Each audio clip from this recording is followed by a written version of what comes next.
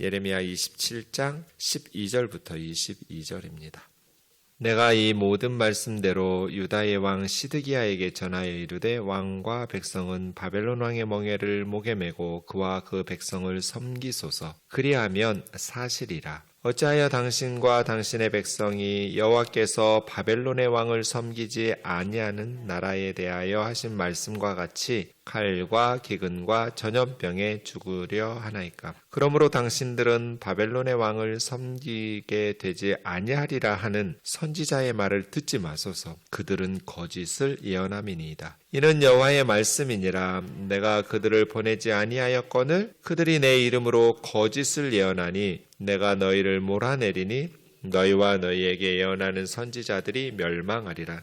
내가 또 제사장들과 그 모든 백성에게 전하여 이르되 여호와께서 이와 같이 말씀하시기를 보라 여호와의 성전의 기구를 이제 바벨론에서 속히 돌아오리라고 너희에게 예언하는 선지자들의 말을 듣지 말라. 이는 그들이 거짓을 예언함이니라 하셨나니 너희는 그들의 말을 듣지 말고 바벨론의 왕을 섬기라. 그리하면 살리라. 어찌하여 이 성을 황무지가 되게 하려느냐. 만일 그들이 선지자이고 여호와의 말씀을 가지고 있다면 그들이 여호와의 성전애와 유다의 왕의 궁전애와 예루살렘에 남아있는 기구를 바벨론으로 옮겨가지 못하도록 만군의 여호와께 구하여야 할 것이니라. 만군의 여호와께서 기둥들과 큰 대야와 받침들과 이 성에 남아있는 기구에 대하여 이같이 말씀하시나니 이것은 바벨론의 왕 느부갓네살이 유다의 왕 여호야김의 아들 여고니아와 유다와 예루살렘 모든 귀인을 예루살렘에서 바벨론으로 사로잡아 옮길 때 가져가지 아니하였던 것이라. 만군의 여호와 이스라엘의 하나님께서 여호와의 성전과 유다 왕의 궁전과 예루살렘에 남아있는 그 기구에 대하여 이와 같이 말씀하셨느니라. 그것들이 바벨론으로 옮겨지고 내가 그것을 돌보는 날까지 거기에 있을 것이니라. 그 후에 내가 그것을 올려와 이곳에 그것들을 되돌려 두리라. 여호와의 말씀이니라. 아멘.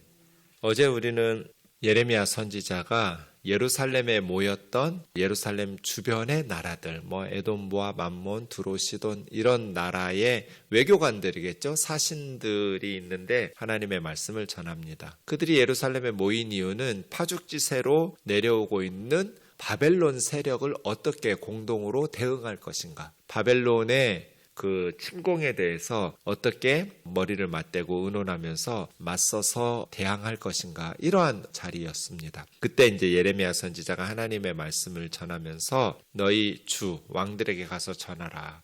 이스라엘의 하나님이 온 우주를 창조하신 하나님이시고 그 이스라엘의 하나님이 역사를 다스리시는 역사의 주관자시다. 너희 신들이 아니라 우리 이스라엘의 여호와 하나님이 온 우주를 창조하신 창조주 하나님이시고 그리고 역사를 다스리시는 역사의 주인이신데 그 하나님께서 뭐라 말씀하시냐면 바벨론 느부갓네살 왕과 그의 아들과 그의 손자 때까지 그래서 70년이에요. 그때까지 이스라엘과 너희 나라들이 바벨론 왕을 섬겨야 된다. 하나님이 정하신 기간까지 너희는 바벨론에 섬기게 될 거니까 이제 바벨론 느부갓네살 왕이 군대를 이끌고 내려올 때 두 가지 방법이 있잖아요. 하나는 맞서 싸우는 방법이고 하나는 항복하고 싸우지 않고 그냥 신하 국가가 되어가지고 조공 갖다 바치고 이러면 되거든요. 어떤 선택을 하느냐에 따라서 상황과 결과가 굉장히 달라지겠죠. 싸우기로 선택하면 이기면 가장 좋겠죠. 싸워서 이길 수 있으면. 근데 바벨론 느부갓네살 왕하고 싸우기를 선택해서 싸우다가 지면 어떻게 되겠어요? 칼과 기근과 전염병으로 죽는다. 이게 이제 전쟁의 참화거든요. 칼에 의해서 죽거나 살아남아도 노예나 포로로 끌려가거나. 그리고 나면 이제 기근, 굶주림이 찾아오죠. 전쟁에서 지면 먹을 게 없으니까요. 그러다 보면 또 지금처럼 방역이 철저하거나 그런 상황도 아니니 위생시설이 잘 갖춰진 것도 아니니까 전염병이 창궐하게 되겠죠. 그렇게 하거나 근데 이제 예레미야 선지자는 뭐라고 말해요? 항복해라. 너희의 죄에 대해서 하나님께서 바벨론의 느부갓네살을 회초리 삼아서 너희의 죄를 심판하시는 거니까 하나님이 정하신 기간까지 달게 받아라. 그러면 화친을 맺으면 비록 독립적인 자주국가는 되지 못하더라도 느부갓네살을 섬기면서 전쟁에 참아에 죽지도 않을 것이고 그냥 그 땅에 살면서 자기 밭에서 평화롭게 살면서 조공 갖다 바치면 되니까 바벨론에. 그걸 예레미야 선지자는 말하는 거예요. 이제 오늘 말씀도 이어지는 말씀입니다. 이 모든 말씀대로 유다의 왕 시드기야, 이제 시드기야는 마지막 왕이죠. 예루살렘의 마지막 왕 시드기야인데 왕과 백성은 바벨론 왕의 멍에를 목에 메고 그와 그 백성을 섬기십시오. 그러면 사실 겁니다. 선지자들, 하나님의 말씀을 전하는 사람들은 세계사의 흐름을 정확하게 꿰뚫고 권면해야죠. 그러려면 하나님의 뜻을 정확하게 파악해야 돼요.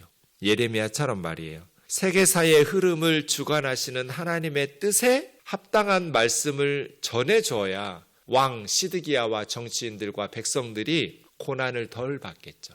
예레미야 선지자는 바벨론 왕의 멍에를 메고 짐승이 소나 말이 멍에를 메고 주인의 뜻에 따르듯이 바벨론 왕의 멍에를 메고 느부갓네살 왕을 섬기십시오. 그러면 죽지 않고 사실이이다. 결과적으로 보면 시드기야 왕은 예레미야 선지자의 말을 듣지 않죠. 그래서 바벨론에 맞서 싸우다가 자기 도망가다가 붙잡혀가지고 시드기야 왕이 보는 앞에서 아들들이 죽임을 당하는 것을 보아야 되고 시드기야의 눈은 그냥 두 눈이 뽑혀가지고 쇠사슬에 묶인 채 바벨론으로 끌려가죠. 그러니까 보세요. 예레미야의 말을 들었다면 그렇게 자식들이 죽는 것을 가장 가슴 아픈 아비의 상황이겠죠. 자기 자식들이 죽는 것을 보지도 않았을 거고 죽지도 않았을 거고 자기 두 눈도 뽑혀가지고 쇠사슬에 묶여서 짐승처럼 끌려가지도 않았겠죠. 근데 시드기야 왕이 예레미야 선지자같이 하나님의 뜻을 바르게 전해주는 참 선지자의 말씀을 듣지 않은 거예요. 그럼 누구 말을 들었을까요? 거짓 선지자 말을 들은 거죠. 그 13절이죠. 어찌하여 당신과 당신의 백성이 여호와께서 바벨론 왕을 섬기지 아니하는 나라에 대하여 말씀하신 것 같이 칼과 기근과 전염병, 8절에 있는 것이 반복되고 있죠. 전염병에 죽으려 하나이까. 예루살렘 정가에는 늘 반바벨론 세력이 주도적이었거든요. 반바벨론 친애굽, 이게 예루살렘 정치계의 흐름이에요.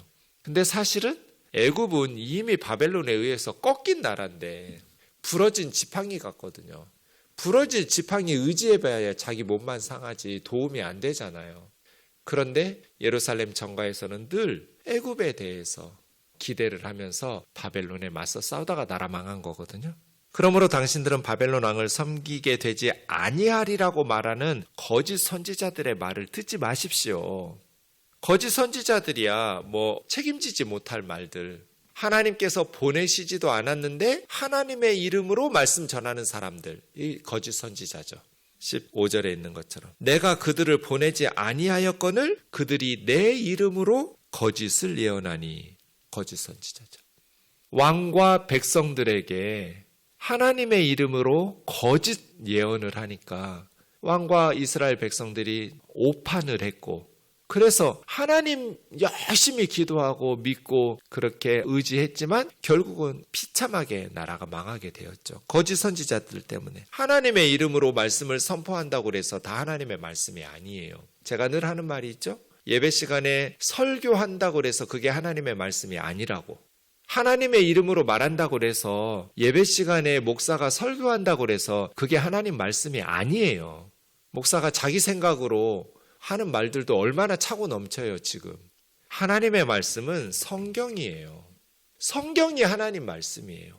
그래서 성경을 바르게 해석해서 전하는 건 하나님 말씀이에요. 하나님 뜻이에요. 그러나 성경을 바르게 해석하지 않고 본문을 왜곡시키거나 잘못 해석해서 적용하면 그건 하나님의 뜻이 아니죠.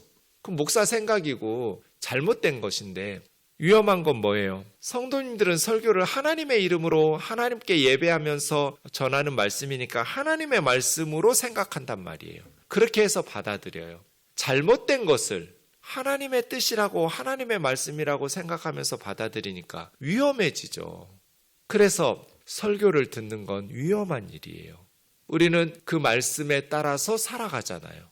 그런데 성경을 바르게 해석해서 전해주는 설교는 너무너무 우리의 삶과 신앙에 유익하지만 하나님의 말씀인 성경을 바르게 해석하지 않고 목사의 개인적인 생각이나 왜곡된 말씀을 하나님의 이름으로 예언하니까 성도들은 그것이 하나님의 뜻인 줄 알고 살다가 함께 같이 망하는 거잖아요. 그래서 조심해야 돼요. 하나님의 이름으로 예언한다고 해서 다 하나님의 말씀이고 하나님의 뜻이 아닌 거예요. 그래서예요. 거짓 예언하는 거짓 선지자들의 말을 듣다가 망하시면 안 됩니다. 당신만 망하는 게 아니라 백성들도 망합니다. 왕이시여, 거짓 선지자들의 말을 듣지 마십시오. 그들은 바벨론에게 맞서 싸우면 하나님께서 이기게 하시고 승리를 주시고 히스기야가 아수르를 무너뜨린 것처럼 시드기야는 바벨론을 무너뜨리게 될 겁니다. 우리 하나님은 창조주 하나님이시고 전능하신 하나님이니까요. 이런 거짓 메시지를 듣지 마십시오. 듣고 싶은 말을 듣는 것이 아니라 하나님이 말씀하시면 듣기 싫어도 들어야죠. 성도들이 듣고 싶은 말씀을 전하는 것이 아니라 듣기 싫어도 하나님이 하시는 말씀을 전하는 게 바른 설교자잖아요. 그래서 예레미야는 어찌 보면 매국노적인 메시지를 전한 거죠. 나라 망한다고 그랬으니까. 우상을 섬기는 바벨론에게 하나님을 섬기는 예루살렘과 이스라엘이 멸망한다라는 것은 유대인들의 입장에서는 쉽게 받아들이기 어려운 메시지죠.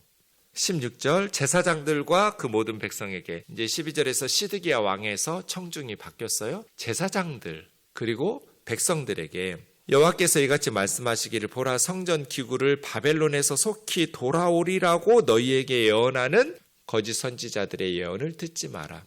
597년에 느부갓네살이 내려와서 여호야긴 왕과 예루살렘 성전과 왕궁의 기구들을 가지고 바벨론으로 가져갔거든요. 그러니까 거짓 선지자들은 지금 바벨론으로 가져간 그 성전의 기구들을 하나님께서 속히 다시 돌려보내실 것이다.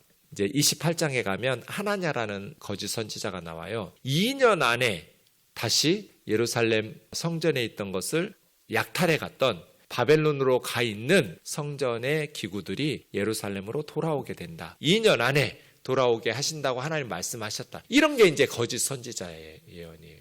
예루살렘 사람들이 들을 때 너무 좋은 메시지죠. 왜냐하면 지금 성전의 기구들이 바벨론의 신전의 창고에 있으니 얼마나 가슴 아파요. 그런데 속히 바벨론으로 끌려갔던 여호야긴 왕과 함께 성전에서 약탈해 갔던 도구들을 하나님께서 속히 돌려보낸다고 했습니다. 이런 거짓 선지자들의 말을 듣지 말라는 거예요. 그거 하나님의 뜻 아니고 그런 일은 일어나지 않으니까. 너희의 예언자지 그런 사람들은 하나님의 예언자가 아니다. 거짓 예언한 거다. 17절 너희는 그들의 말 듣지 말고 바벨론의 왕을 섬겨라.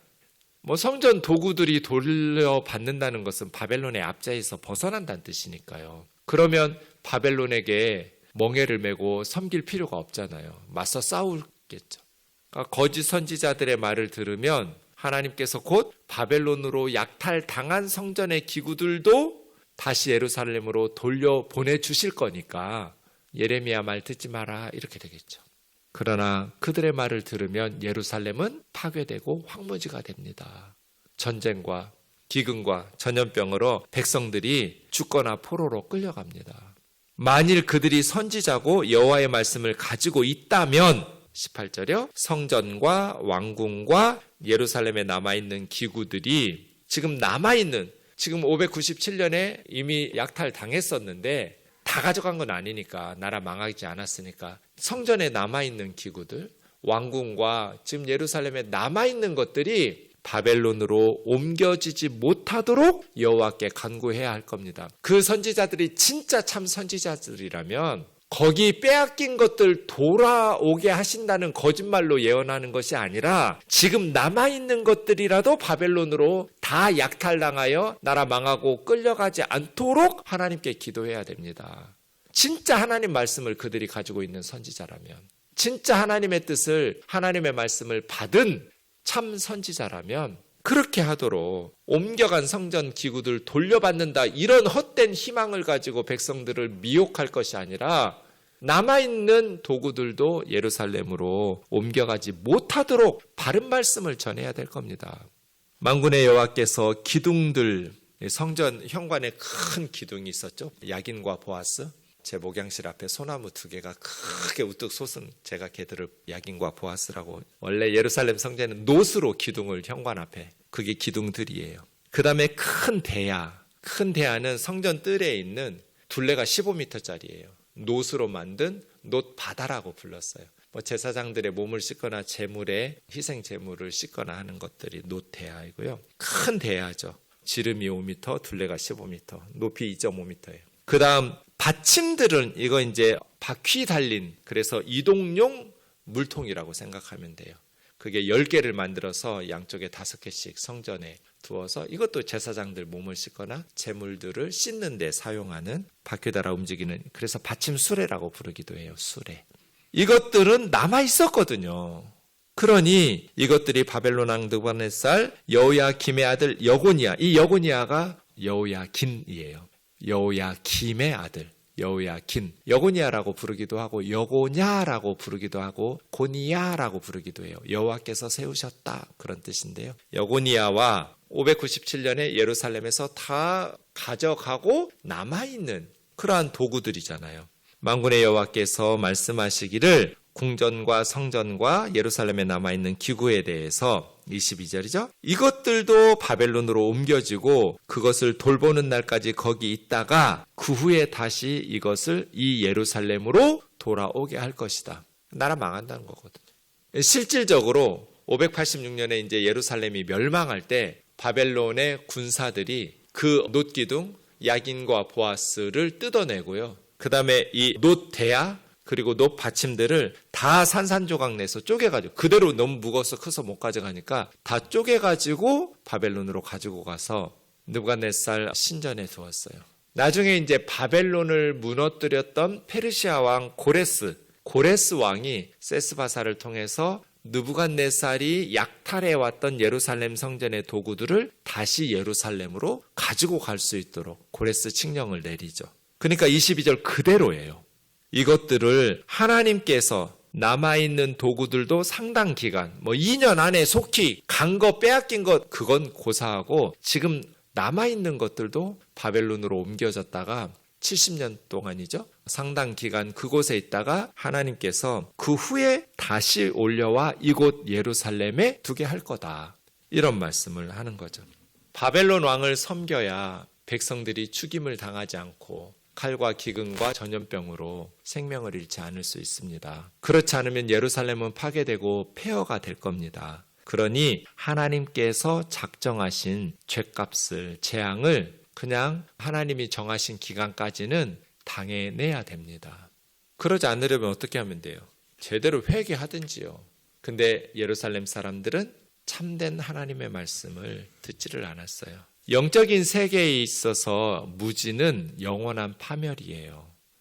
영적인 영역에서 영적인 무지, 이단에 빠진 사람들 보세요. 영적인 무지는, 근데 그들이 왜 이단에 빠졌어요? 거짓 선지자들 때문이죠. 잘못된 말씀을, 성경 해석을 하나님의 뜻이라고 세뇌당해가지고 그렇게 멸망으로 함께 가게 된 거잖아요. 지금도 바른 하나님의 말씀을 순종하면서 신앙생활을 해야지, 바르지 못한 엉터리 신학, 엉터리 설교들로 인해서 성도들의 신앙이, 저는 건강이나 돈을 지키는 것도 중요하지만 우리의 믿음을 지키는 게 더 중요하잖아요. 바른 신앙을 지키면서 살아가는 게 가장 중요한 일인데, 바른 신앙생활을 하려면 성경을 바르게 해석해서 적용해야만 가능한 일이잖아요. 말씀은 그냥 열심히, 그렇지 않아요.